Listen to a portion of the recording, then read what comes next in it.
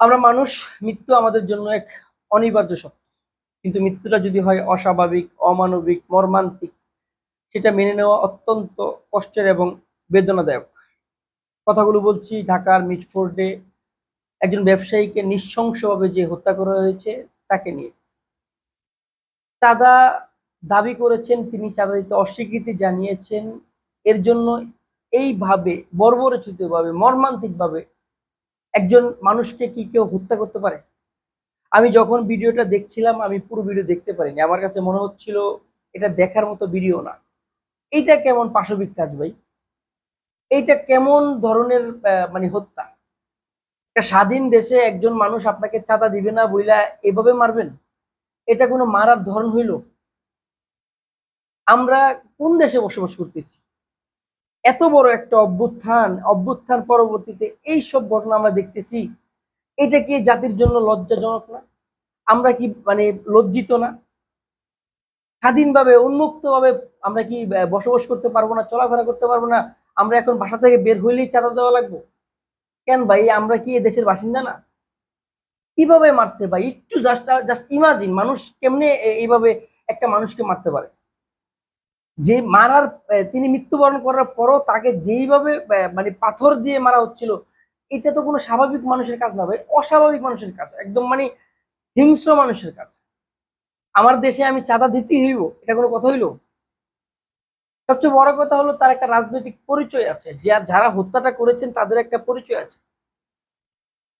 অভ্যুত্থান পরবর্তীতে যেখানে আমরা নির্ভয়ে চলাফেরা করবো, এখন আমাদের বাসা থেকে বের হতেই ভয় লাগতেছে। কেন ভাই, আমরা কি দেশের বাসিন্দা না? এটা কোন ধরনের মার্ডার বা এটা কোন ধরনের হত্যা? আমরা তো নানা রকমের হত্যা দেখি ভাই, আমরা অনেক সময় দেখি যে চাকু দিয়ে মেরে ফেলে, গুলি করে মেরে ফেলে, এটা কেমন হত্যা ভাই? আমরা জানি আমাদের দেশের আইন শৃঙ্খলা বাহিনীর কথা আর কি বলবো, তারা যখন একটা ঘটনা সামাজিক যোগাযোগ মাধ্যমে ভাইরাল হওয়ার পর তাদের তৎপরতা বাড়ে। এই ঘটনা ঘটেছে বুধবার।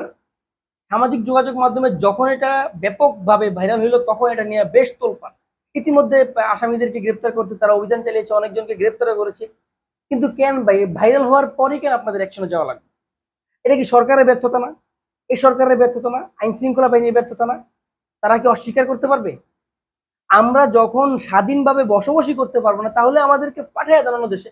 আমরা পাকিস্তান, ভারত কিংবা আমাদের অন্য একটা দেশে পাঠিয়ে দেন, আমরা তো এখানকার বাসিন্দা না। এখানে বসবাস করতে হলে রাজনৈতিক নেতাদেরকে আমার চাঁদা দেওয়া লাগবে, তা না হলে আমি বসবাস করতে পারবো না। আধিপত্য বিস্তার, চাঁদা দেওয়া, ব্যবসা দখল, এগুলা নিয়ে এখন পর্যন্ত অভ্যুত্থানের পরবর্তীতে কয়টা মার্ডার হয়েছে ভাই? সরকারকে আর কত সুযোগ দিবে মানুষ?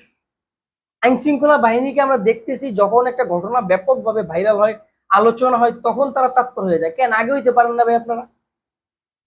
এই যে আসামিদের গ্রেপ্তার করছে, এরা তো এরা আসামি হিসেবে গ্রেপ্তার করছে, এদের পক্ষে কত বড় বড় আইনজীবীরা দাঁড়াবে, দাঁড়ানোর পর কি হবে, একটা পর্যায়ে এরা জামিনে মুক্ত হবে। ভাই, যার সন্তান গেছে, যার হাজবেন্ড গেছে, যার বাবা গেছে, তাকে কি আর কেউ ফিরে পাইবো? পাওয়ার কোনো সুযোগ আছে? এইভাবে মানুষকে মানুষ মারে ভাই। এখন তো নিরাপত্তাহীনতা আমরা ভুগতেছি, কখন বাসা থেকে বের হবো, কখন আমাকে এভাবে মেরে ফেলে, এটা কিন্তু ভাই আমাদের জীবন না।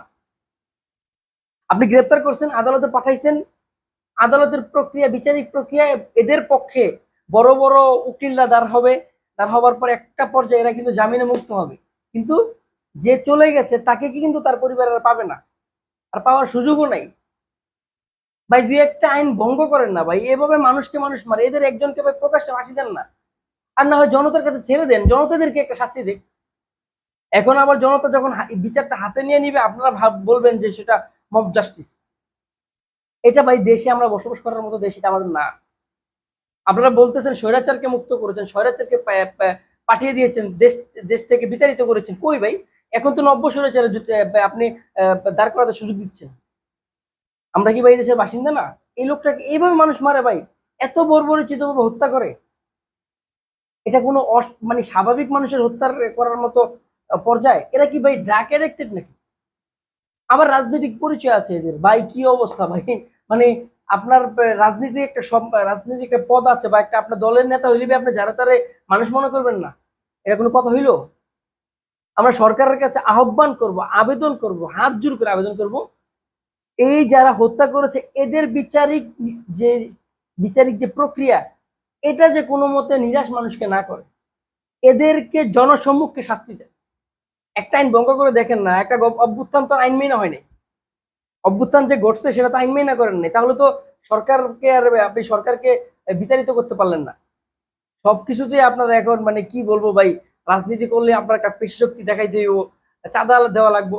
নেন তাহলে আমরা মাসে মাসে একটা ভাতা দিয়ে দিই, আমরা তো এই দেশের বাসিন্দা না ভাই, আমাদেরকে পাঠিয়ে দেন। আমরা এটার অনতিলম্বে, এটার একদম সুস্থ এবং এটার সর্বোচ্চ শাস্তি আমরা চাই। দেশের একটা উত্তপ্ত পরিস্থিতি বিরাজ করছে হত্যা নিয়ে। হ্যাঁ স্বাভাবিক, আমরা তো ভাই এখন মানে রাস্তাঘাটে চলাফেরার কত অবস্থা না। আপনি দলের নেতা হন তাহলে আপনি ঠিক থাকবেন, দলের নেতা না হলে আপনি চাঁদা দেওয়া লাগবে। চাঁদাবাজদের জন্য আমরা মানে অমানুষে রূপান্তরিত হচ্ছি। আমাদের কাছে তাদের কাছে আমাদের কোনো মূল্য নেই, আমরা চাঁদা দেওয়া লাগবে। দেশে বসবাস করতেছি, তাদের দেশ, আমরা এই দেশের বাসিন্দা না, আমাদেরকে চলে যেতে হইব। হ্যাঁ আমরা চলে যাচ্ছি, আমরা চলে যাওয়ার জন্য একটা ব্যবস্থা করে দেন আমাদের, আমরা অবশ্যই চলে যাবো, আমরা তো দেশের বাসিন্দা না। আমাদের পাসপোর্ট ভিসা আছে, ভিসা নেই পাসপোর্ট আছে, সম্ভব হলে পাঠায় দেন। এই দেশে থাকার মতো পরিবেশ আমাদের জন্য না। আমরা যারা সাধারণ মানুষ আমাদের জন্য থাকার মতো পরিবেশ না। সরকারের কাছে আমাদের জোরালো আবেদন থাকবে, যে দলের নেতৃবৃন্দ হোক, যে দলেরই হোক না কেন ভাই, এটার একটা শাস্তি আমরা চাই। দল থেকে তাকে বহিষ্কার করা হচ্ছে, তিনি জামিনে মুক্ত হবে একটা সময়, আবার তার আধিপত্য থাকবে। মাঝখানে যে চলে গেছে, যার পরিবার তাকে হারিয়েছে, সেই পরিবারটার কথা একটু ভাবুন। এই দেশ তো আমরা চাই নাই, অভ্যুত্থান পরবর্তী দেশ চাই নাই। তাহলে তো এখন বলাই লাগে যে আগের সরকার ভালো ছিল ভাই, আপনাদের আয়নাগর রাখতো কিন্তু এভাবে মানুষ মারতো না, এইভাবে মারতো, আয়নাগর রেখে নির্যাতন করতো। এখন বলতে বাধ্য হচ্ছে আগের সরকারই ভালো ছিল।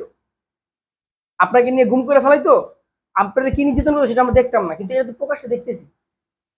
এভাবে দেশ চলতে পারে না। সরকারকে হার্ডলাইনে যদি আমরা না পাই তাহলে সরকার থাকার তো কোনো মানে নেই। আমি নিজ থেকে বলতে আমরা আমরা দাবি করতেছি, এটা আমাদের জনমানুষের দাবি। এই দেশে চাঁদাবাজ মুক্ত করতে না পারলে আমরা থাকার দরকার নেই, আমাদেরকে পাঠিয়ে দেন, আমরা চলে যাবো। অনতিলম্বে এটা সুস্থ শাস্তি চাই এবং সর্বোচ্চ শাস্তি চাই।